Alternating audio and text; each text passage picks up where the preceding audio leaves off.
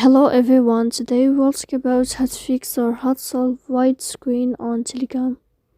To know how to fix or how to solve white screen on Telegram app, you should just go to settings. After that, we can click apps, default apps, app settings.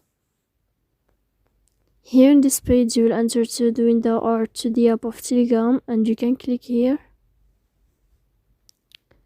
Then you will go to force stop and you can click OK.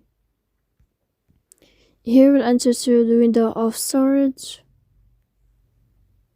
After that, you can click clear cache.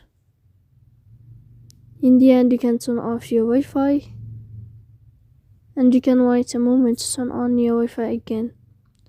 So please don't forget to support us by like and subscribe. See you next time.